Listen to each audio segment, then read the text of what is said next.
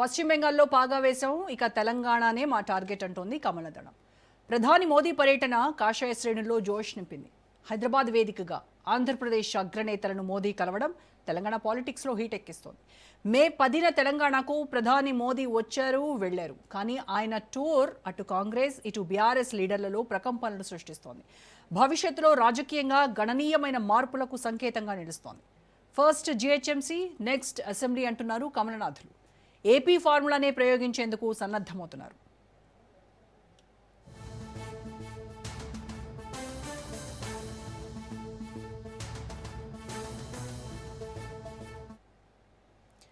మూడవసారి ప్రధాని అయ్యాక తెలంగాణకు మోదీ తొలిసారిగా వచ్చారు. పరేడ్ గ్రౌండ్స్లో జరిగిన భారీ బహిరంగ సభ ద్వారా క్యాడర్లో నూతనోత్సాహం నింపే ప్రయత్నం చేశారు.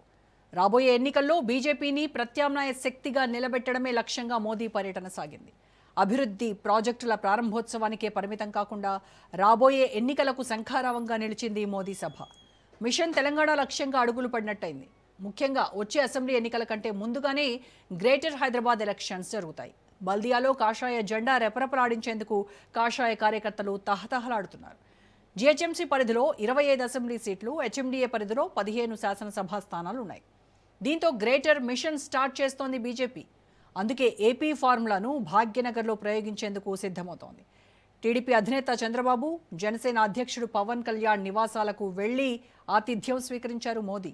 దీంతో రానున్న రోజుల్లో పొత్తు ఖాయమని తెలంగాణ కాషాయ శ్రేణులకు సంకేతాలిచ్చినట్టయింది. యువతలో పవన్కున్న క్రేజ్, హైదరాబాద్లో చంద్రబాబుకున్న ఆదరణ తమకు కలిసొచ్చే అంశాలని కమలనాథులు లెక్కలేస్తున్నారు.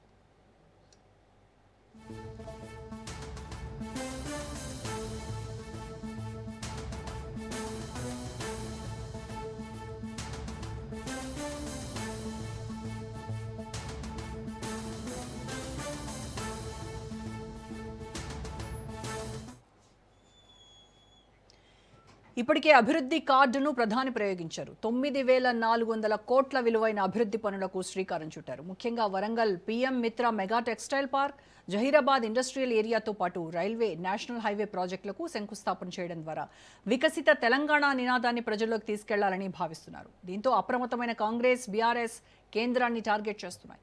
రాష్ట్రానికి రావాల్సిన నిధులు, పెండింగ్ ప్రాజెక్టుల అంశాలను లేవనెత్తుతూ మోదీ టూర్ను ఎన్నికల స్టంట్గా అభివర్ణించాయి.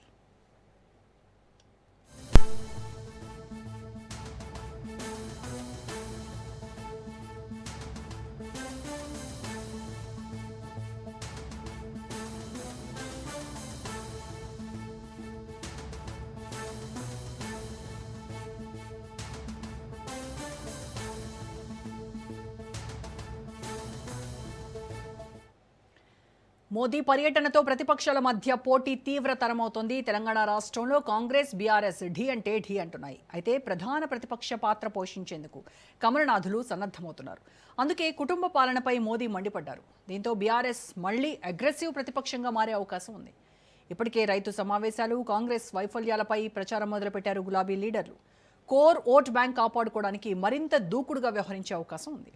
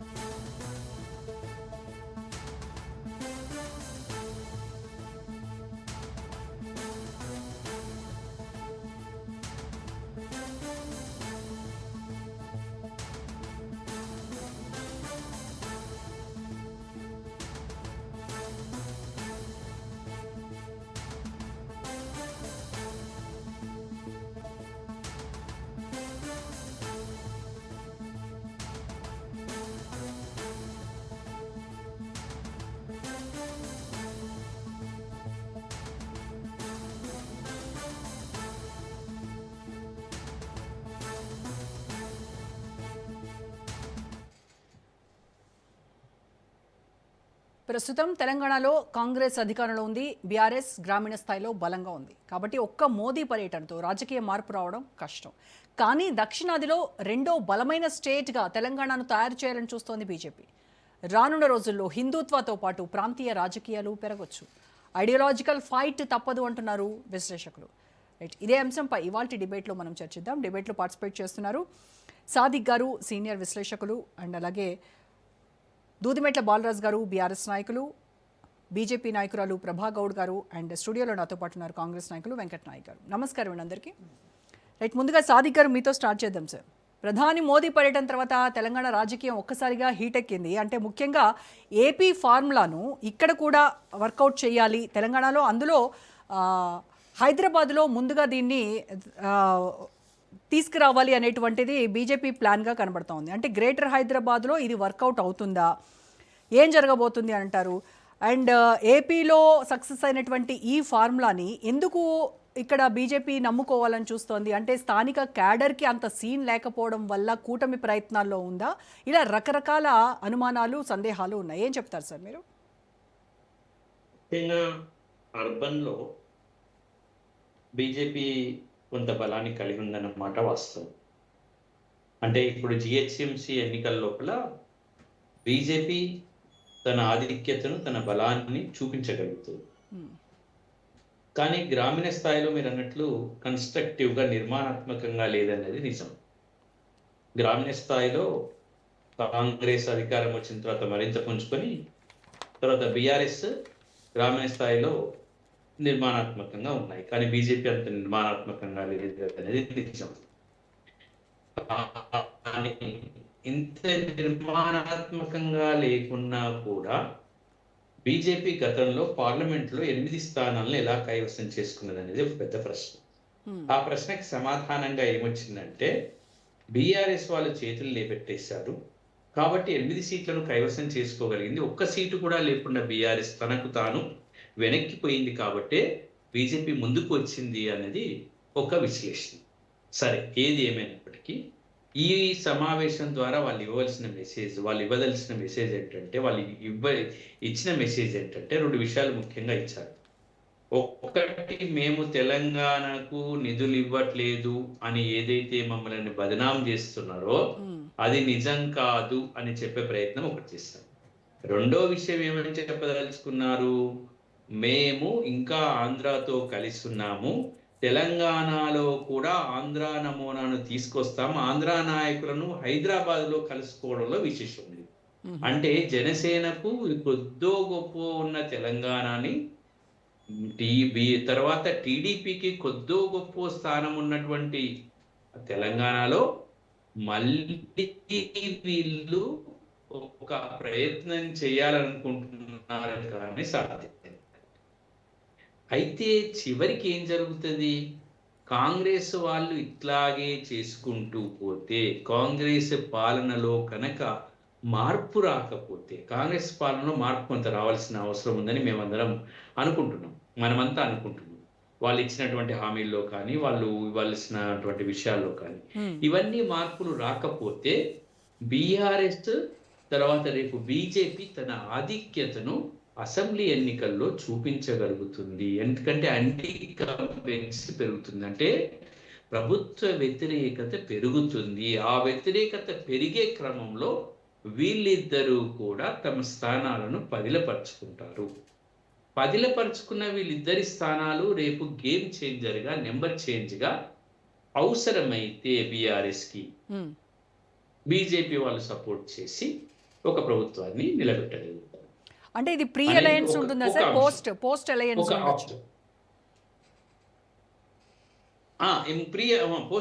ప్రీ అలయన్స్ ఉండదు. ఎందుకంటే ప్రీ అలయన్స్ లో ఉంటే బదనాం చేస్తారు కదమ్మా.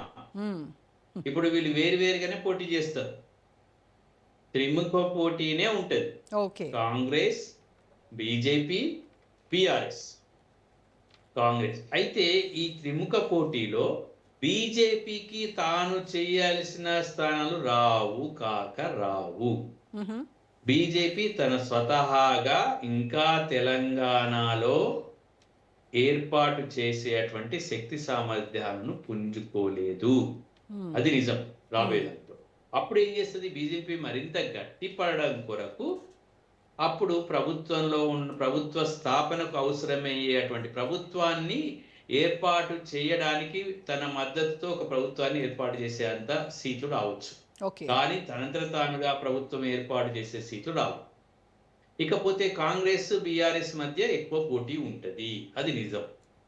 కాబట్టి బీఆర్ఎస్ కాంగ్రెస్ గట్టి పోటీ ఇస్తే, గట్టి పోటీ ఇవ్వగలిగితే, ఇవ్వడం సాధ్యమైంది కాదు ఇప్పుడు వీళ్ళ పాలన చూస్తున్నప్పుడు. ఇప్పుడే ప్రజా వ్యతిరేకత పెరిగిపోయింది, కాంగ్రెస్ మీద వ్యతిరేకత చాలా స్పష్టంగా కనిపిస్తుంది. ఆ వ్యతిరేకతని 2.5 సంవత్సరాల్లో పెంచి పోషించుకుంటారో తగ్గించుకుంటారో we have to wait and see. ఆ పరిస్థితుల్లో బీజేపీ అండ్ బీఆర్ఎస్ కలిసి ఒక సంకీర్ణ ప్రభుత్వాన్ని ముందుకు తీసుకొచ్చే అవకాశాలు కనిపిస్తుంది. ఇక కాంగ్రెస్ నాయకులు వెంకట గారితో పడదాం. వెంకట నాయక్ గారు, సో మొత్తానికి రేవంత్ రెడ్డిని మోదీ మేరేసే జోడో అని అన్నా కూడా ఎంత చాలా ఒక సుహృద్భావ వాతావరణంలో వాళ్ళు మీటింగ్ కండక్ట్ చేసుకున్నా కూడా అక్కడ సభ నవ్వులు పువ్వులు పూయించినప్పటికి కూడాను తమ్ముడే పేకాట. ఇక్కడికి వచ్చేసరికి ఇప్పుడు మరి సాదిక్ గారు చెప్పారు ఏపీ ఫార్ములానే తెలంగాణలో వర్కౌట్ చేయాలని చాలా పట్టు మీద ఉంది బీజేపీ. అదే కనుక వర్కౌట్ అయితే ఇక్కడ అప్పుడు కాంగ్రెస్ పరిస్థితి ఏంటి? అండ్ టెక్నికల్గా చూస్తే త్రిముఖ పోటీ ఉంటుంది, కాంగ్రెస్ బీఆర్ఎస్ బీజేపీ మధ్య ఉంటుంది. బట్ మేజర్గా వచ్చేసి ఓన్లీ కాంగ్రెస్ వర్సెస్ బీఆర్ఎస్ మధ్య ఉంటుంది అని అంటున్నారు.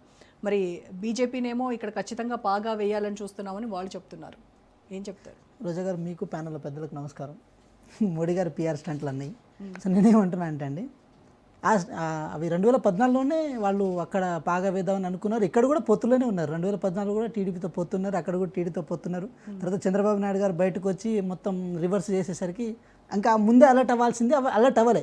ఈసారి జరిగిన వ్యవహారం ఏంటంటే, దక్షిణాది రాష్ట్రాల్లో ఒక ఆంధ్రప్రదేశ్ తప్ప, అది పొత్తులో భాగం తప్ప మిగతా అన్ని రాష్ట్రాల్లో కాంగ్రెస్ పార్టీ పదిలంగా ఉండేసరికి కొంచెం మోడీ గారికి కూడా కొంచెం ఆ భయాందోళనలు మొదలై ఏది పవన్ కళ్యాణ్ గారి మీద ట్రోల్స్ వస్తున్నాయి. ఏంటి, విజయ్ గారు పార్టీ పెట్టిన కొద్ది రోజులకి ఈరోజు ముఖ్యమంత్రి పీఠం వేశారు. ముఖ్యమూలికి అందరితో కలిసితే కానీ మీరు ఏది ఒక ఎమ్మెల్యే గెలవగలిగే స్థాయిలో మీరు ఉండలేకపోతున్నారు కాబట్టి అని చెప్పి వారి మీద ఎప్పుడైతే ట్రోల్ స్టార్ట్ అయినాయో, చంద్రబాబు నాయుడు గారి ఆలోచన విధానానికి వారి ఆలోచన విధానానికి బ్రేక్ వేయాలంటే నరేంద్ర మోడీ గారి ప్రజెన్స్ అక్కడ ఉండాలి. అదొక పొలిటికల్ స్టంట్గా మాత్రమే చూడాలి తప్ప భవిష్యత్ రాజకీయాలను పెద్దగా మనం ఆలోచించాల్సిన అవసరం లేదు. అది ఫస్ట్ పాయింట్. ఇంకో పాయింట్ నేను ఏమంటున్నా అంటే, మేడం, నిన్న మోడీ గారు వచ్చారు, సభలో మాట్లాడారు. విడాకులకి మూలం పెళ్ళి కాబట్టి పెళ్లి చేసుకోవద్దని ఎట్లా అంటే ఎంత విడ్డూరంగా వెటకారంగా ఉంటుందో నిన్న మోడీ గారు మాట్లాడిన విధానం కూడా అట్లే ఉందండి. రష్యా ఉక్రెయిన్ వారుని నేను ఆపినా, నేను విశ్వగురుని అని చెప్పి ఏది అదే పిఆర్ స్టంట్లను ఇక్కడ దేశంలో వాడిన మోడీ గారు ఇరాన్ అమెరికా యుద్ధం కూడా ఆపితే బాగుండేది. కానీ ఆ యుద్ధం ఆపడానికి వాళ్ళు ఆ విశ్వగురు అనే ఆ ట్యాగ్ వారికి సరిపోవట్లేదో ఇంకోటి అర్థం కావట్లేదు. ఒక ఫాసిజం మెథడాలజీతో ఈ దేశాన్ని నడిపిద్దామని ఆలోచన ఉంది. ఈ తినాలి, తాగాలి అంటే ట్రంప్ గారు చెప్పమన్నారేమో ఈ మాటలు, ఇలా చెప్పండి కనీసం అట్లయినా మనం తప్పించుకుంటాం, అక్కడ అట్లయినా మనకు అక్షింతలు మన మీద పడవని చెప్పి ట్రంప్ గారు చెప్పుంటారు. అందుకే ఈ దేశ ప్రజలు చెప్తే అది చేస్తారు. అయ్యో 100% కనబడుతుంది కదా. మరి వారు ఇంత దూరం రావాల్సిన అవసరం ఉండేది కాదు, ఇన్ని కార్లు వచ్చి ఇంత హంగామా చేయాల్సిన అవసరం ఉండేది కాదు, ఇంత హడావిడి చేయాల్సిన అవసరం ఉండేది కాదు. ఎన్నికల కోసం ఇన్నిసార్లు పశ్చిమ బెంగాల్ ఎన్నిసార్లు పోయారండి? అవసరం లేదు కదా. కష్టాలు ఉన్నాయని తెలిసిన తర్వాత మీరు ఎందుకు పోయారు? మరి మీ అవసరాల కోసం ఎంత దూరమైనా పోతారు, ఎంతకైనా దిగజారుతారు. కానీ ఏది ప్రజలకు మాత్రం మీ ఇబ్బందులను అర్థం చేసుకోవాలి. ఏం బెనిఫిట్ చేసిరండి? ఏది ఆయిల్ మనం ఇంపోర్ట్ చేసుకున్నప్పుడు అక్కడ ఆయిల్ తగ్గినా కూడా ఆ బెనిఫిట్స్ని దేశ ప్రజలకు ఇవ్వలేదు కదా. మీరు కాంగ్రెస్ పార్టీ ఇచ్చింది కదండి, కాంగ్రెస్ ప్రభుత్వం ఆ రోజు యూపీఏలో ఇచ్చింది కదండి, మీరు ఇవ్వలేదు కదా. అది రేటు పెరిగితేనేమో ప్రజల మీద భారం వేసారు, తగ్గితే మాత్రం ఆ మూలాలని ఆ అంశాలని ప్రజలకైతే ఇవ్వలేదు కదా. ఇవన్నీ మాట్లాడుకోవాల్సి వస్తే చరిత్రలో వెళ్ళొచ్చు. అయితే నిన్న ఏది ముఖ్యమంత్రి గారి విషయంలో ఒక మాట నుండి నేను దీని విషయంలో ఒక చరిత్రకు వెళ్దాం. 2009లో అండి, ఇప్పుడు మీరు చూడండి, కాండ్లా పోర్టు కానీ లేకపోతే హజిరా పోర్టు కానీ ఇవన్నీ గుజరాత్లో నిర్మాణం చేసింది కాంగ్రెస్ పార్టీ.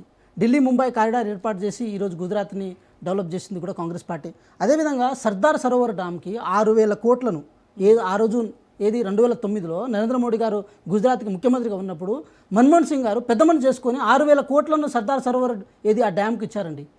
అన్ని పైసలు ఏ రాష్ట్రంలోనూ అప్పటి వరకు ఏ కేంద్ర ప్రభుత్వం ఎవరికి ఇవ్వలేదు, అయినా సరే ఇచ్చారు. అదేవిధంగా మీరు చూడండి, నర్మదా తపతి అనే ఒక నదుల అనుసంధానం చేసి రాజస్థాన్ కానీ మధ్యప్రదేశ్ కానీ గుజరాత్ లాంటి ప్రాంతాలకు ఈరోజు నీళ్ళు అందించే ప్రయత్నం చేశారు. ప్రతి విషయంలో ఈరోజు గుజరాత్ డెవలప్ అయిందంటే దాంట్లో నా భాగస్వామ్యం ఉందని చెప్పి నరేంద్ర మోడీ గారు అంటున్నారు కదా. దాంట్లో కేంద్ర ప్రభుత్వం భాగస్వామ్యం లేకుండా ఇవన్నీ జరిగినాయి. అదే అంశాలని ఈరోజు మీరు కేంద్రంలో ఉన్న తర్వాత తెలంగాణ లాంటి రాష్ట్రానికి మీరు ఎందుకు చూస్తలేరు? అదే యూపీఏ లాగా గుజరాత్కి ఇచ్చినట్టుగా ఇవ్వాలి అని అంటే తెలంగాణకి హాఫ్ ఆఫ్ ద నిధులు మాత్రమే వస్తాయి అని చెప్తున్నారు. మేడం ఒకటి నేను చెప్తున్నా అంటే ఇవే ఈ పిఆర్ స్టంట్లే అన్ని కింద పైన చేయడం, పైన కింద చేయడం, తీరా ఎలక్షన్ వచ్చిన తర్వాత మళ్ళీ లాస్ట్కు ఒక నినాదంతో ముందుకు రావడం, ఇది కాదు కదా మేడం. నిమ్స్ వీళ్ళు ఓపెన్ చేసేది ఏంది మేడం? అది ఎప్పటి నుంచో ఉంది, ఎప్పుడు ఓపెన్ అయి ఉంది. అది ఉన్నదానికే రిపీటెడ్గా అదేదో కిషన్ రెడ్డి గారు ఏది రైల్వే స్టేషన్లో మెట్లు 10 సార్లు ఓపెన్ చేసినట్టు వీళ్ళు ఉన్నదాన్ని ఎందుకు ఇన్నిసార్లు ఓపెన్ చేస్తారు మేడం?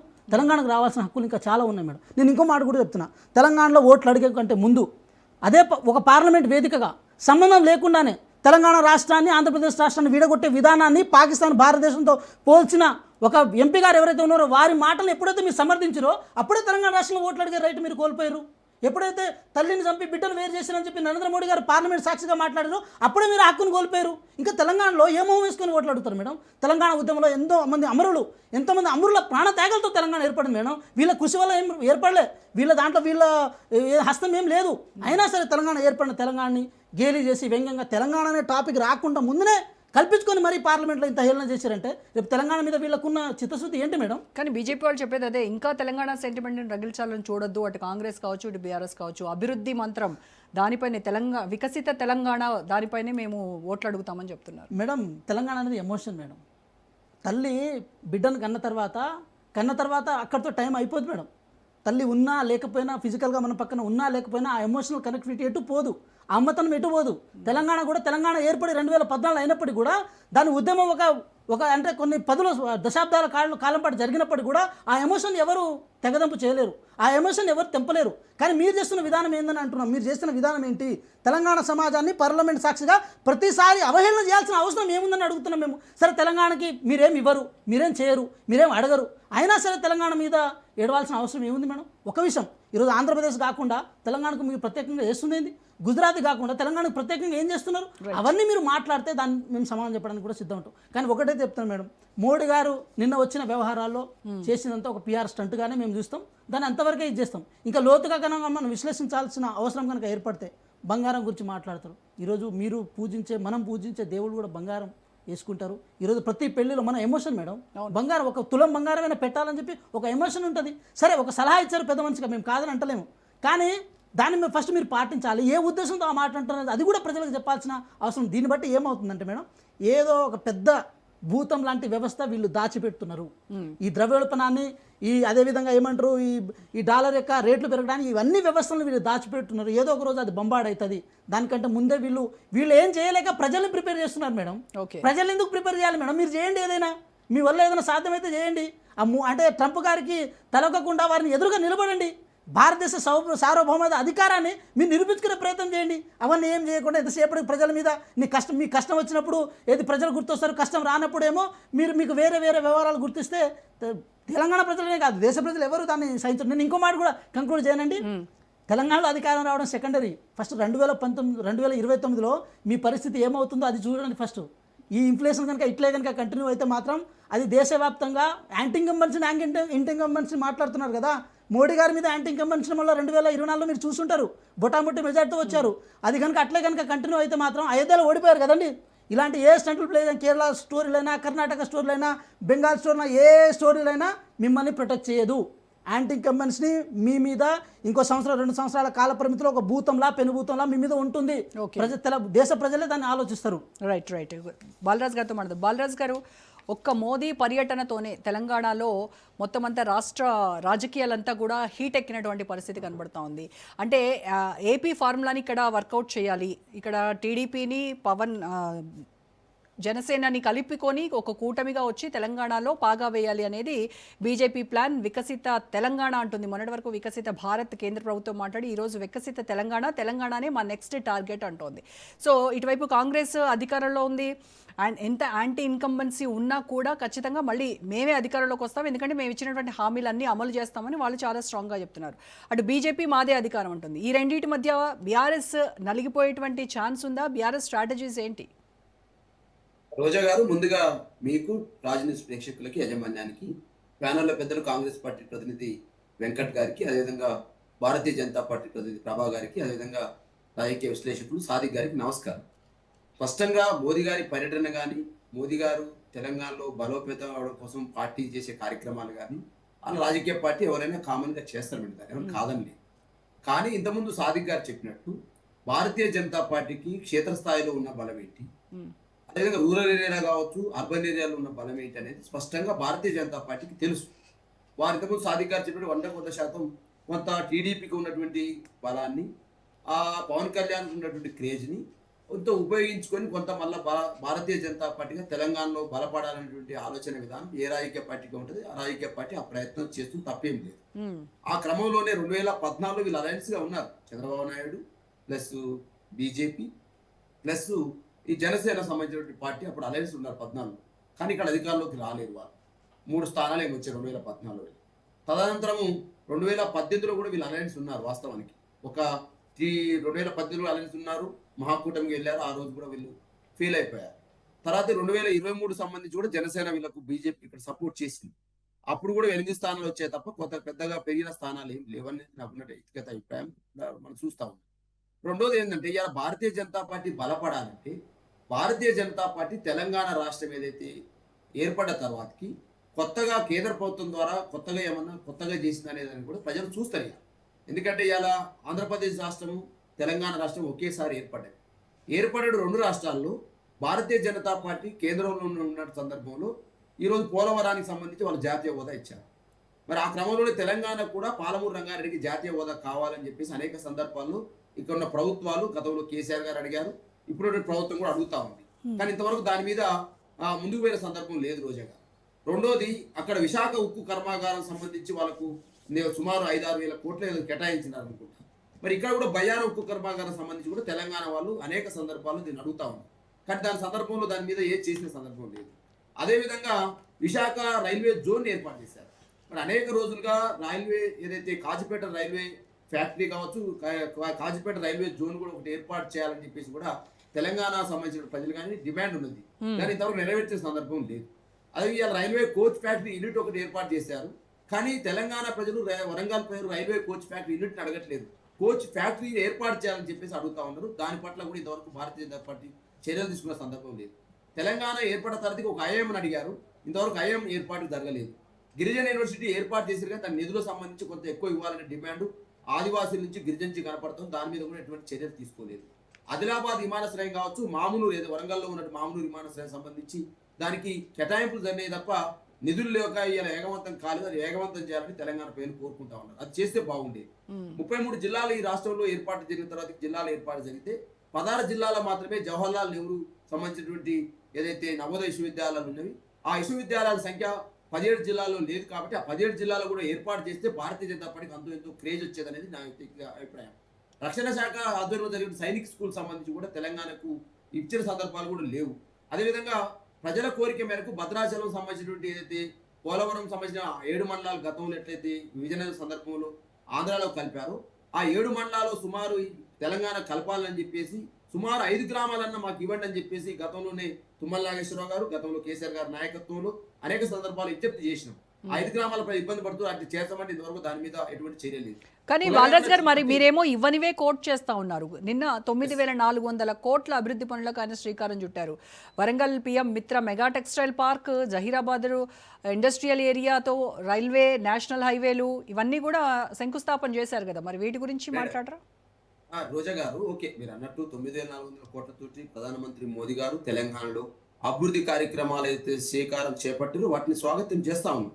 కానీ అవన్నీ కూడా రైల్వే లైన్లు, రోడ్స్ కావచ్చు, జైరాబాద్ సంబంధించినటువంటి ఇండస్ట్రియల్ పార్క్ కావచ్చు, ఏదైతే ఇవన్నీ కూడా ఏ రాష్ట్రంలోనైనా కూడా కేంద్ర ప్రభుత్వం చేయాల్సిన పనులే మేడం. కానీ ఆ పోలవరం సంబంధించి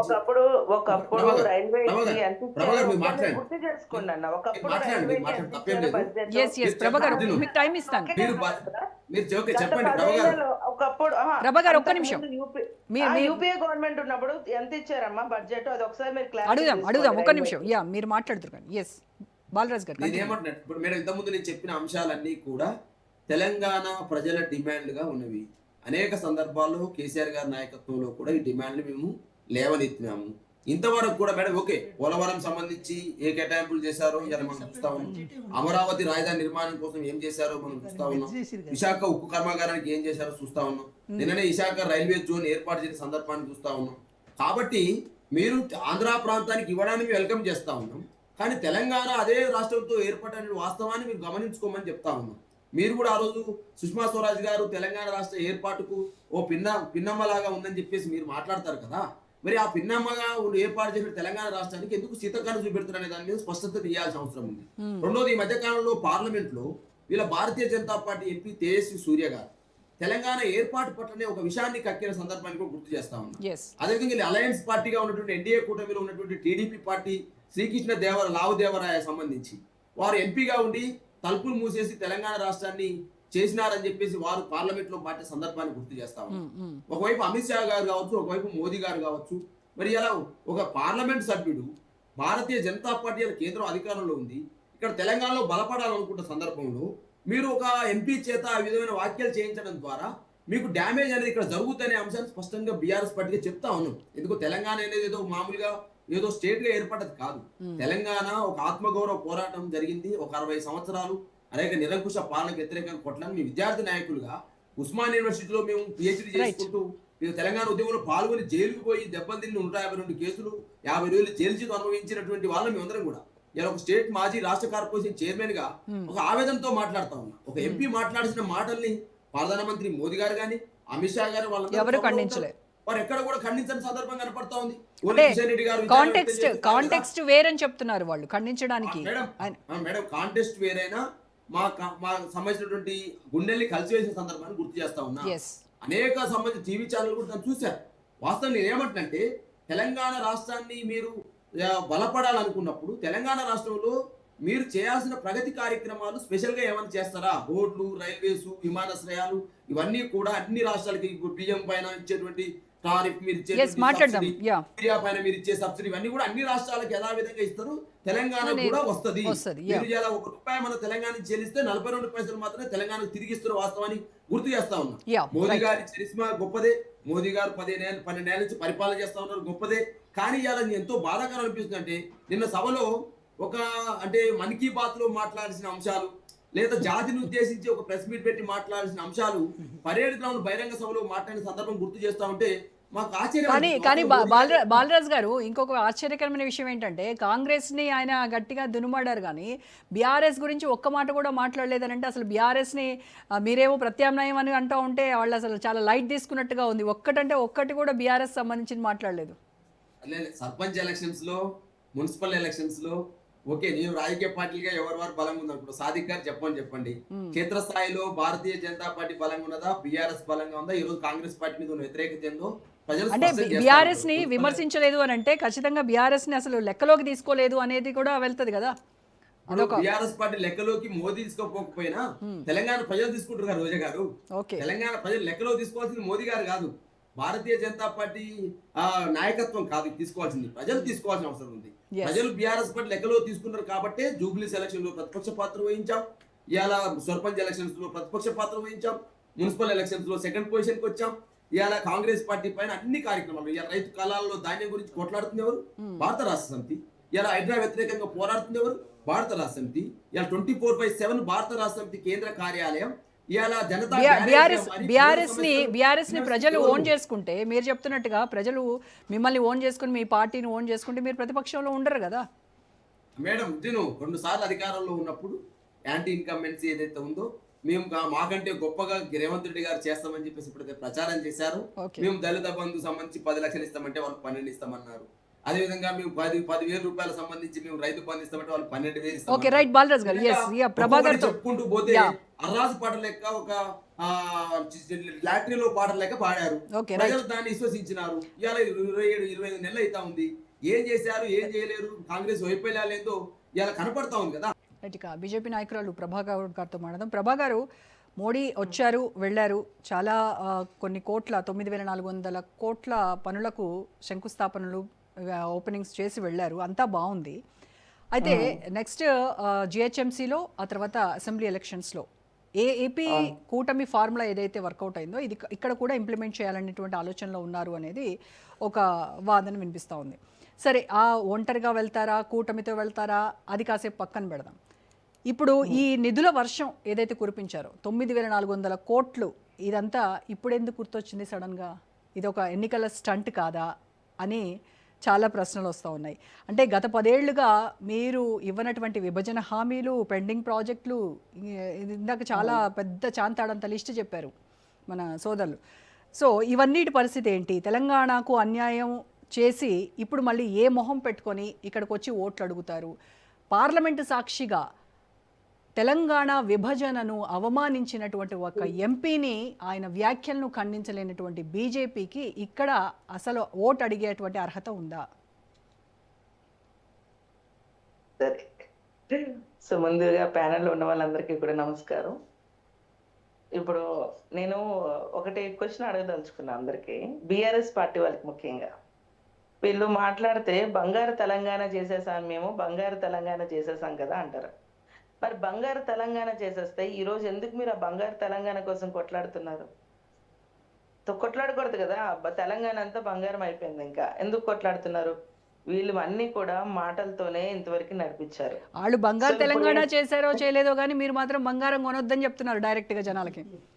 మేము ఎందుకు కొనొద్దని చెప్తున్నామంటే, మనం సేవ్ చేసుకునే పద్ధతిలో ఉన్నాము. ఇప్పుడు ప్రెసెంట్ వార్ నడిచింది కాబట్టి కొంచెం రేట్స్ అనేది కొంచెం ఆల్రెడీ పెరుగున్నాయి.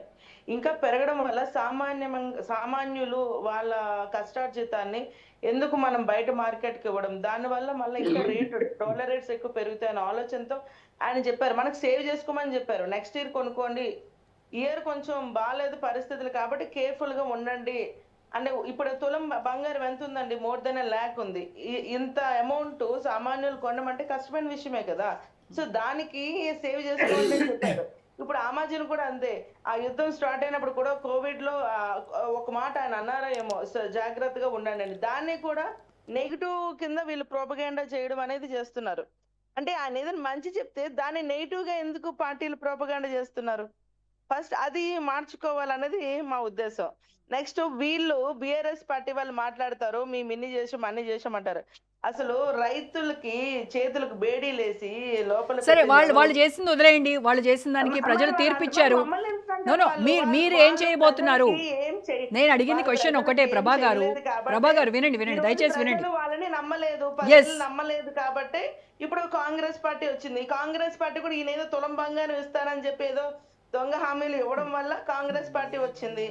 ఆయన హామీలన్నీ కూడా డిక్లరేషన్ కే పరిమితం అయినాయి, అంతమించి ముందుకు వెళ్ళవు కూడా. ఎందుకంటే రేవంత్ రెడ్డి కుర్చీని కాపాడుకోవడానికి ఆయన శతవిధాలా కష్టపడతాడు. కేసీఆర్ గారు ఏమో ఫామ్ హౌస్ నుంచి ఇప్పుడు అతని కొడుకు భవిష్యత్తు కోసం బయటకు వచ్చి సభలు పెడుతున్నారు. సో వీళ్ళిద్దరు ఏంటంటే పోటాపోటీగా వాళ్ళు ఉనికిని కాపాడుకోవడానికి ప్రయత్నం చేస్తున్నారు. మీరు ప్రతి స్టేట్ కి మాదేంటంటే అభివృద్ధి మాకు ముందు మాకు ప్రధానం, అంతేగాని రాజకీయాలు కాదు. నిన్న ఆయన చెప్పింది కూడా క్లియర్ గా ఏంటి, మాతో కలిసి పనిచేయండి అని చెప్పాడు తప్ప కానీ మాకు అండవా వేసుకోండి అని చెప్పలేదు. సో కలిసి ఇప్పుడు వీళ్ళకి ఇంత ఫండ్స్ ఇచ్చాం మేము, అంత ముందు కూడా ఫండ్స్ యూటిలైజేషన్ సర్టిఫికేట్ అనేది ఉంటుంది. అది వీళ్ళు ఎప్పుడైనా ప్రొడ్యూస్ చేశారా చెప్పమనండి. ఇంత ఫండ్స్ మౌలిక సదుపాయాలకి, రూరల్ విలేజెస్ లో శానిటేషన్ కోసం వాటికి చాలా ఫండ్స్ ఇచ్చాం. దేనికైనా వీళ్ళు యూటిలైజేషన్ సర్టిఫికేట్ అనేది ఇచ్చారా? దేనికి ఫండ్స్ క్లారిటీ లేదు. వీళ్ళు ఏం చేస్తున్నారు ఏంటి అనేది ఎవరికి క్లారిటీ. ఇచ్చిన ఫండ్స్ ని వీళ్ళు డైవర్ట్ చేస్తున్నారు అన్న విషయం క్లియర్ గా అందరికీ తెలిసిందే.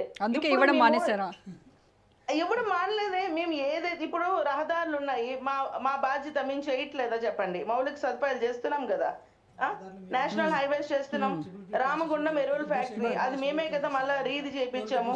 అది వందే మాత్రం ట్రైన్, ఇప్పుడు ఎయిమ్స్ బీబీ నగర్ అది ప్రారంభోత్సవం చేయలేదు. ఎవరి కోసం? యువత భవిష్యత్తు కోసమే కదా మేము చేసేది. మాన్మోర్ ఎయిర్పోర్ట్ అది ఎవరి కోసం చేస్తున్నాం? ప్రజల కోసం కాదా? మరి ఆలోచించాలి. ఇవన్నీ కూడా సికింద్రాబాద్ నుంచి Warangal MMTS phase 2, Sammakka Sarakka tribal university, ఇవన్నీ వీళ్ళు చేసేట్లేదు కదండి. ఇవన్నీ ఎవరు చేస్తున్నాం? మోడీ గారు చేస్తున్నారు కదా, కేంద్ర ప్రభుత్వం చేస్తుంది కదా. అదెందుకు మాట్లాడరు? మేము చేసిన పనుల గురించి ఎందుకు మాట్లాడరు? ప్రభా గారు ఒక్క నిమిషం, వెంకట్ గారు ఒక క్వశ్చన్. మీరు ఓపెన్ చేద్దాం అనుకున్న నిమ్స్ 2013లోనే ప్రపోజల్ వచ్చింది. 13 సంవత్సరాలు ఎందుకు డిలే అయిందని చెప్పి నేను అడగొచ్చు, సరే, కానీ ఇప్పుడు నేను అడగను. ఇంకో మాట కూడా నేను చెప్పే ప్రయత్నం చేస్తున్నా. రోడ్ ఒక్క నిమిషం ప్రభా గారు, ఇంకో మాట ప్రతిసారి స్టేట్ గవర్నమెంట్ ని బూచిగా చూపించుకొని సోషల్ మీడియా యాక్టివ్ గా మీరు సోషల్ మీడియాని మీరు వాడినంత ఎవరు వాడరు. కానీ ప్రభా గారు ఒక చిన్న మాట, ప్రభా గారు నేను అబద్ధం చెప్పినా కూడా Yes, అలా yes. రైతులకి అది కాదు యూపీ ప్రభా గారు, గవర్నమెంట్లో ఉన్నప్పుడు ట్రిపుల్ పీ రైతులకి ప్రాసెస్లో రోడ్లు నిర్మాణం జరిగితే దాంట్లో బీజేపీ క్రెడిబిలిటీ ఏముందండి? ప్రధానమంత్రి గ్రామ సడక్ యోజన ద్వారా ఎన్ని రోడ్లు నిర్మాణం చేశారు? దాని గురించి మాట్లాడండి. అది కాదు దాని గురించి దాని కాంట్రిబ్యూషన్ ఎంత, స్టేట్ది ఎంత కాంట్రిబ్యూషన్, సెంట్రల్ ఎంత కాంట్రిబ్యూషన్? అంతకుముందు 40-60 రేషియోలో ఉండే, ఇప్పుడు 90-10% రేషియోలో మారిపోయింది. ఎవరు దాన్ని మార్చడం చాలా ఇంపార్టెంట్ కదా. ఏనాడే కాదు, స్వామినాథన్ కమిషన్ సిఫార్సులు ఏనాడైనా యూపీఏ గవర్నమెంట్ పట్టించుకుందా? పట్టించుకోలేదే. మేమే కదా A2+FL మోడల్లో మేము రైతులకి లాభం వచ్చే విధంగా వాళ్ళకి విత్తనాలు అవని, ఎరువులు అవని, వాళ్ళ శ్రమ అవని, డీజిల్ అవని ఇవన్నీ కలుపుకొని ప్లస్ 50% మొక్కజొన్నలు కొంటలేరు మేడం మీరు. మొక్కజొన్నలు కొంటలేరు. 25% కొనాలి మీరు మొక్కజొన్నను. మొక్కజొన్న కొంటలేరు మీరు. దానికి ఎంఎస్పీ ఇస్తలేరు. ఈ రాష్ట్ర ప్రభుత్వం కొంటుంది. ఈ దేశంలో మొట్టమొదటిసారి ఈ రాష్ట్ర ప్రభుత్వం జొన్నలను కొంటుంది. ఇది ఆన్ ద రికార్డ్ చెప్తున్నా నేను. లేదు, రైతులు ఎక్కువ పండించే మొక్కజొన్న కొంటలేరు మీరు. ఫెసిలిటీస్ లేవు. మరి వైవిధ్యమైన పంటల గురించి మీరే మాట్లాడతారు మళ్ళీ. ఏమీ లేని పరిస్థితి ఈరోజు ఇప్పుడు మీ రెండు పార్టీలు మేడం ఒకటి నేను చెప్తున్నా ప్రభా గారు, ఒకటి నేను ప్రభా గారు, ఒకరి తర్వాత ఒకళ్ళు మాట్లాడండి దయచేసి ప్లీజ్. మాట్లాడే పరిస్థితి లేదు. నిరుద్యోగం గురించి మాట్లాడే పరిస్థితి అంతకన్నా లేదు. 2 కోట్ల ఉద్యోగాలు మీరు ఇచ్చినట్టే, ఈ దేశంలో ఉద్యోగాలు చేసినట్టే. మాకు తెలిసినంత వరకు ఏమీ లేదు. జనాలను హింస పెట్టడం ముందున్నారు పార్టీలు, ఏదో బీఆర్ఎస్ ఒకటి కాంగ్రెస్ పార్టీ. మీరు మా గురించి ఎట్లా మాట్లాడతారన్న? ఏడిచ్చారు మేడం 2 కోట్ల ఉద్యోగాలు మీరు. కేంద్ర ప్రభుత్వ సంస్థలే ఉనికి లేకుండా చేస్తారు మీరు. 2 కోట్ల ఉద్యోగాలు ఏడిచ్చిర్రు? రైల్వేలో ఉద్యోగాలు ఇచ్చిరా? నేను ఇంకో ఇచ్చినాం, ఇచ్చినాం, నియామక పత్రాలు ఇచ్చినాం మేడం. మీరు ఏం చేసిర్రు మీరు? నియామక పత్రం నోటిఫికేషన్ ఎన్ని ఇచ్చారు? నోటిఫికేషన్ మేడం ఒక నోటిఫికేషన్ ఉండదు. బీఆర్ఎస్ గవర్నమెంట్ లో ఇచ్చిన నోటిఫికేషన్ ఎన్ని, కాంగ్రెస్ తర్వాత ఇచ్చిన నోటిఫికేషన్ అయితే నేను చెప్తాను. చెప్పండి, మహిళలకు ఏమైనా మీరు చేశారా? మీరు ఎవ్వరికి ఏం చేయలేదే. మాటలు చెప్పడం తప్ప రియల్ గా ఏం చేశారు చెప్పండి. బండి సంజయ్ గారు కుమారుడు పోక్సో కింద అరెస్ట్ అయితే ఒక్కళ్ళు వచ్చి బయటకు వచ్చి మాట్లాడలే మీరు. పార్టీ ఉన్నప్పుడు బండి సంజయ్ గారు కుమారుడు పోక్సోలో ఇరుక్కుంటే ఒక్కళ్ళు వచ్చి మాట్లాడలే. చెప్పారు కదా, వాళ్ళ అధ్యక్షుడు చెప్పారు కదా. ఏమని చెప్పారు? బండి సంజయ్ మేడం రోజా గారు, బండి సంజయ్ కంట వాళ్ళ కొడుకు కంట సంబంధం లేదంట. ఫస్ట్ స్టేట్మెంట్, సెకండ్ స్టేట్మెంట్ దీనికి పార్టీకి సంబంధం లేదంట. అంటే ఇప్పుడు బాధితురాలు తెలంగాణ అమ్మాయి కాదా? తెలంగాణ అమ్మాయి తరపున మీరు మాట్లాడరా? ఒకళ్ళ తర్వాత ఒకళ్ళు దయచేసి మాట్లాడండి. ఓవర్లాప్ అవుతుంది. మీరు పాతవి జరిగిన మర్చిపోవద్దు. ఇప్పుడు నెక్స్ట్ గుర్తుపెట్టుకో, నెక్స్ట్ జరిగేది కూడా మీరు మర్చిపోవద్దు. 2029 అయితే మిమ్మల్ని దేశంలో అధికారంలో రానియరు. ఇదైతే పక్క. ఈ రేవంత్ రెడ్డి గాలి బుడగలాగా ఉంది ఇన్ఫ్లేషన్. ఎప్పుడు పగులుతుందో తెలియదు. పగిలితే మోడీ గారి నెత్తి మీద పడుతుంది. అది హామీలతోనే అయిపోయినాయి. ఇంకొక 2.5 సంవత్సరాలు కూడా ఈ హామీలతోనే అయిపోతాయి. ఖచ్చితంగా నెక్స్ట్ వచ్చేది భారతీయ జనతా పార్టీ. అందులో ఎటువంటి అనుమానం లేదు. మీరందరూ కూడా మా సింగిల్ లార్జెస్ట్ పార్టీనా ప్రభా గారు? సింగిల్ లార్జెస్ట్ పార్టీగా గవర్నమెంట్ ఫామ్ చేస్తారా, లేదంటే పోస్ట్ అలయన్స్ ఉంటుందా? అందాక సాదిక్ గారు చెప్పినట్టుగా. మేము ఎలక్షన్ అప్పుడైతే ఎవరు అలయన్స్ తీసుకోము, తర్వాత తీసుకుంటారు. తీసుకుంటాం చెప్పలేదు. మేమైతే యాజ్ ఆఫ్ మేము తీసుకోమని చెప్తున్నాం. మాకు ఆ నమ్మకం ఉందండి. మా మీద ఆ నమ్మకం ఉంది. మీ మీద ప్రజలకు నమ్మకం లేదుగా. కావాలి మీరు ఒకరు కావాలి. టీఆర్ఎస్ పార్టీని 10 ఏళ్ళు చూశారు. 2.5 సంవత్సరాలు ఈ రేవంత్ రెడ్డి హింసని, ఈ రాక్షస పాలనని చూసేశారు. రైతుల చావులు చూసేశారు. దేశ ప్రజలు మిమ్మల్ని 10 సంవత్సరాలు చూడలేదండి, చూసేశారు. ఇంకా తర్వాత ఏముంది గవర్నమెంట్ చెప్పండి? ఒకే ఒక్కటి ఉంది, భారతీయ జనతా పార్టీ తప్ప ఒక ప్రత్యామ్నాయం ఏదైనా ఉందా? అంటే మీరు వెస్ట్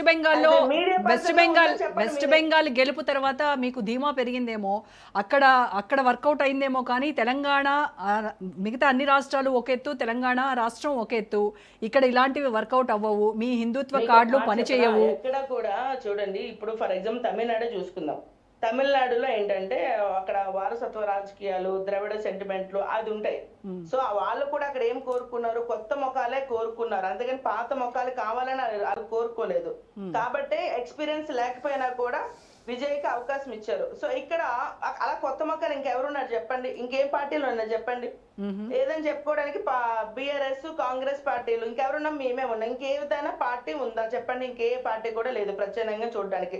ప్రజలు ఇప్పుడు ఏంటంటే బీజేపీ వస్తే మాకు ఏం చేస్తుంది అని ఆలోచన చేస్తే. ఎందుకంటే అస్సాంలో మేము డబుల్ ఇంజిన్ సర్కార్ ఉంది. అస్సాంలో మేము రోడ్లకి 30,000 కోట్లు మేము ఇచ్చాము. అంటే డబుల్ ఇంజిన్ సర్కార్ అయితే మాత్రమే నిధులు. ఇక్కడ ఎన్ని కోట్లు ఇచ్చారు? అక్కడ ఇండస్ట్రియల్ ఇక్కడ ఎన్ని కోట్లు ఇచ్చారు మేడం? ఇది టాపిక్ మాట్లాడండి. అస్సాం గురించి ఎందుకు మాట్లాడతారు? ఇక్కడ ఎన్ని ఇచ్చిర్రు అంటే అన్న చెప్తున్నా కదన్నా మీకు. కేంద్ర ప్రధానమంత్రి గ్రామ సడక్ యోజన ప్రోగ్రామ్ ఇంప్లిమెంట్ చేస్తలేరు మేడం వీళ్ళు. యూపీఏ ఎంతో బాధ్యతయుతంగా చేసిన Yes, yes. ప్రోగ్రామ్ ని మీరేం మాట్లాడుతున్నారు? మేము ఇచ్చిన నిధులు యువ వికాసం పేరు మీద 6,000 కోట్లు మేము నిధులు ఇస్తే అది మీరు ఎందుకు అసలు ఉపయోగించలేదు కూడా నిధులు మీరు ఎందుకు రైట్ ఓకే ప్రభా గారు రైట్ అండి. ఎస్ సాదిక్ గారు ఇన్ కేస్ కనుక కూటమి ప్రయత్నాలు జట్టు కట్టేటువంటి ప్రయత్నాలు కనుక జరిగితే ఇక్కడ టీడీపీకి 2014 వరకు ఒక లెక్క 14 తర్వాత క్రమంగా ఆ ఓటు బ్యాంక్ అనేది కనుమరుగైపోయింది. సో ఇప్పుడు మళ్ళీ దాన్ని యాక్టివేట్ చేస్తే అవి బీజేపీ వైపు టర్న్ అయ్యేటువంటి ఛాన్సెస్ ఎంతవరకు ఉన్నాయంటారు? పవన్ కళ్యాణ్కి యూత్లో ఉన్నటువంటి క్రేజ్ ఓట్లుగా మలిచేటువంటి శక్తి సత్తా ఉందంటారా ఇక్కడ? లేదమ్మా, కాకపోతే కొన్ని సీట్లు మాత్రం బీజేపీకి వచ్చే అవకాశం. మరి సీట్లు బీజేపీకి రావు అని మనం చెప్పలేం, కానీ కొన్ని సీట్లు బీజేపీకి ఖచ్చితంగా వస్తాయి. ఎందుకంటే వాళ్ళు 8 పార్లమెంట్ స్థానాలని, అంటే సగానికి పైగా సగం 16 సీట్లలో సగం సీట్లను వాళ్ళు సాధించుకున్నారు కాబట్టి వాళ్ళ ఇన్ఫ్లుయెన్స్ కొంత ఉంటుంది. వాళ్ళ ఇన్ఫ్లుయెన్స్ ఇప్పుడు అదే పని ఈరోజు చేశారు. 10వ తారీఖు రోజు మోడీ గారు వచ్చినటువంటి విషయంలో మేము ఇస్తున్నాము, మేమేం పార్లమెంట్ సభ్యులను ఖాళీగా కూర్చోట్లేదు. ఇంకో 2 విషయాలు ఏం చేశారు? ఒకటి బండి సంజయ్కి, తర్వాత కిషన్ రెడ్డి గారికి కేంద్ర మంత్రి పదవి ఇచ్చారు. ఏమైనా పార్టీ డెవలప్ అవుతుందని. మరి వాళ్ళు చేస్తారా చేయరా, దట్ ఈస్ డిఫరెంట్. అంటే అనుకున్నంత స్థాయిలో వాళ్ళ పార్టీని డెవలప్ చేయలేకపోయారు. అది నిజం. వాళ్ళకున్న నిబంధన ఏంటో, వాళ్ళకున్న పరిమితులు మనకు అర్థం కాదు, కానీ అది చేయలేకపోయారు. ఇప్పుడు ఏమవుతుంది? ఇంకా 2-3 స్థానాలు పెంచుదామా క్యాబినెట్ లో అనే అంశము, రాజేందర్కి ఇస్తే ఎలా ఉంటుంది అనే అంశం కొద్దిగా వాళ్ళ పరిగణలోకి, వాళ్ళ సూచనలోకి తీసుకుంటున్నారు. ఎందుకంటే ఎట్టి పరిస్థితుల లోపల తెలంగాణలో బాగా వేయవలసిందే అనే ఒక ఆలోచనతో వీళ్ళు బీజేపీ వాళ్ళు ఒక పోల్ మేనేజ్మెంట్ ని, తర్వాత ఎత్తుగడల్ని వేసుకుంటూ వస్తుంది. ఆ ఎత్తుగడలకు అనుబంధంగా ఇక్కడ బీజేపీ పార్టీ అంతగా పుంజుకోలేదు. అంటే ప్రజలకు సంబంధించినటువంటి విషయాల్లో బీజేపీ పార్టీ అంతగా పుంజుకోకపోవడానికి గల కారణాలు నేను చెప్తాను. ఒక కారణం మాత్రం స్పష్టంగా చెప్తాను. ప్రజల కొరకు వీళ్ళు ఏవి ప్రజలు ఎదుర్కొంటున్న ఇబ్బందుల మీద వీళ్ళ వాయిస్ ను వినిపించడంలో చాలా వెనుకబడ్డారు బీజేపీ వాళ్ళు. అయితే ఇంకొక ప్రశ్న కూడా అక్కడ వస్తుంది. మీరు కేంద్ర ప్రభుత్వంలో ఉన్నారు కదా, మీరేమి ఇవ్వట్లేదు అని. ఇమీడియట్ గా రాష్ట్రం ఏం చేపిస్తుంది? ఇప్పుడు చూడండి, ఇప్పుడు బీజేపీ ప్యానెల్ వాళ్ళు మాట్లాడుతుంటూ ఏమన్నారు? మీరు ఇక్కడ కొనుగోలు సెంటర్స్ లో కనీసం ఏర్పాటు చేయలేకపోయారు అన్నారు. తర్వాత మ్యాక్సిమం మనకు గోడౌన్స్ లేవు కాబట్టి, ఇప్పుడు మీరు చూడండి తెలంగాణ రాష్ట్రంలో ఆరబోయడానికి లేదా వాళ్ళు మొత్తం పంట కోసిన తర్వాత ధాన్యాన్ని అంతా రోడ్ల మీద పెడతారమ్మా. ఇది నిజం, పచ్చి నిజం. ఈ రాజకీయ పార్టీలు తెలియదా? ఇక్కడ కూర్చున్న బీజేపీ వాళ్ళకి తెలియదా? ఇక్కడ కూర్చున్న కాంగ్రెస్ వాళ్ళకి తెలియదా? ఇక్కడ కూర్చున్న బీఆర్ఎస్ వాళ్ళకి తెలియదా? ఏమైందని మీరు చేసిండ్రు, బీఆర్ఎస్ వాళ్ళు చేసిండ్రు, కాంగ్రెస్ వాళ్ళు చేసిండ్రు, వీళ్ళేమో కేంద్ర ప్రభుత్వం చేసిండ్రు. ఈ ముగ్గురు కలిసి ఎక్కడైనా ధాన్యాన్ని ఇంకా ఇప్పటి వరకు ధాన్యము ఇంకా రోడ్ల మీద ఆరబోసుకున్నాడేమే, కళ్ళాలు లేవు. అంటే మీరు ఒక మంచి స్థానాన్ని, ఇప్పుడు గ్రామ స్థాయిలో ఒక మంచి స్థానాన్ని ఆరబోసుకునే స్థానాన్ని ఇవ్వలేకపోయిండ్రు. వర్షం పడితే ఆ ధాన్యం తడిసి ముద్దలవుతుంది, దాన్ని చేయలేకపోయిండ్రు. ఈ 3 పార్టీలు చేయలేకపోయింది. ఇప్పుడు వీళ్ళు వాళ్ళేమో కేంద్రంలో ఉన్నారు 15 సంవత్సరాలు, వీళ్ళేమో ఒక 10 సంవత్సరాలు రాష్ట్రంలో బీఆర్ఎస్ ఉన్నారు, ఒక 2.5 సంవత్సరాలు వీళ్ళు ఉన్నారు. వీళ్ళు ఏం మాట్లాడుతున్నారండి సార్? మరి ఇన్ని ఉన్నాయి వాళ్ళ వైపు, ఏవి చేయలేకపోయినటువంటివి అన్ని పార్టీలు కూడా ఇచ్చినటువంటి హామీలు ఎక్కడ సక్రమంగా అమలు చేయనటువంటి పరిస్థితిలో మళ్ళీ మేమే అధికారంలోకి వస్తాము అని ఏ పార్టీకి ఆ పార్టీ అంత ధీమాగా ఎలా ఉన్నాయి? వాళ్ళ గెలుపు మంత్రం ఏంటి అని అనుకుంటున్నాయి వాళ్ళు? ఏం లేదమ్మా, మేకపోతు గాంభీర్యాలు తప్ప ఏం లేవు. ఇక్కడ తమిళనాడుతో పోల్చుకోలేము. ఎందుకంటే తమిళనాడులో కొద్దిగా యాక్టర్స్ పట్ల, తర్వాత సినిమాల పట్ల, తర్వాత వాళ్ళకు మార్పు చేయాలనే విధానం పట్ల కొంత నిబద్ధత ఉంది అక్కడ. దాంతో ఇక్కడ మన తెలంగాణను పోల్చుకోలేదు. తెలంగాణ అతి చైతన్యవంతమైన రాష్ట్రం. కరెక్ట్. బీజేపీ వాళ్ళకు స్థానం లేకపోవడానికి కారణం అంటే తెలంగాణ అతి చైతన్యవంత రాష్ట్రం.